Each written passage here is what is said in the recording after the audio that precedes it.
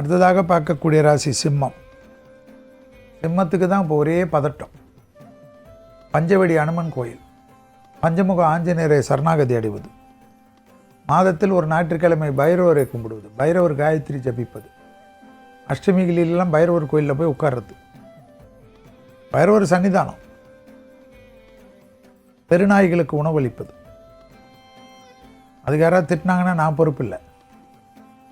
ஆனால் சிம்ம ராசிக்காரர்களுக்கு தேக ஆரோக்கியத்தில் மிக மிக கவனமாக இருப்பது. 24 வயது கடந்த சிம்ம ராசிக்காரர்கள் ஹெல்த்தில் கவனம்.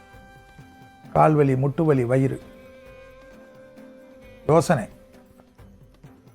பணத்தை அதிகமாக விரயம் பண்ணாமல் வைத்துக் கொள்ளுங்கள். நிறைய நல்லது நடக்கும். நிறைய விஷயங்கள் ஏற்றத்தை பெறும். கடன் அடையும். எதிரிகள் நண்பர்கள் ஆவார்கள். உத்தியோகத்தில் ஏற்றம் பெறுவார்கள். இழுபறியாக இருந்த நிலைமைகள் மாறும். வியாபாரத்தில் இருந்த கஷ்டங்கள் தீரும்.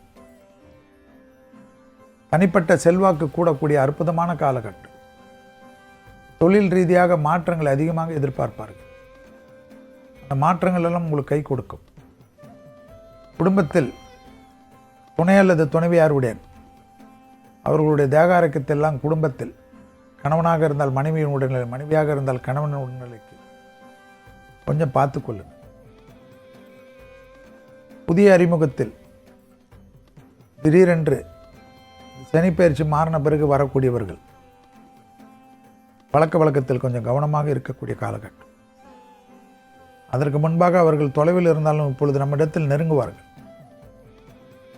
அந்த நெருக்கத்தில் ஏதாவது ஒரு பாதிப்புகள் நமக்கு உருவாக்கக்கூடியவர்கள் என்பதை ஞாபகத்தில் வைத்துக் கொள்ளுங்கள்.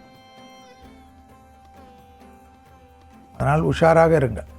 உறவாக இருக்கட்டும், நட்பாக இருக்கட்டும், பழக்க வழக்கமாக இருக்கட்டும், தொழிலில் இருக்கட்டும், அவப்பெயரை ஏற்படுத்தி விட்டு போய்விடுவார்கள். மீளவே முடியாத அளவுக்கு ஆகிவிடும். யார் புகழ்பவர்களை நம்பாதீர்கள். சிம்மத்திற்கு எதற்கு புகழ்ச்சி? சிம்மன் என்றாவே சூரியன். சூரியனுக்கு போய் புகழ்ச்சி தேவையா என்பதை யோசித்துக் கொள்ளுங்கள். உங்களை யாரோ புகழ்கிறார்கள் என்றால், திடீர் வந்து புகழ்கிறார்கள் என்றால் உங்களை பெரும் சிக்கலில் மாற்றிவிடக்கூடிய பராப வருடம் என்பதை ஞாபகத்தில் வைத்துக்கொள்ளும். திடீரென்று தோள்களில் நிறமாற்றங்கள் வரும். பதட்டப்படாமல் உணவு முறையை சரி செய்து கொள்ளுங்கள். உணவில் அலர்ஜி டெஸ்ட் எடுத்துக்கொள்ளுங்கள். சரியாகிவிடும். அதற்காக உடனே ஒரே பதட்டமாகாது.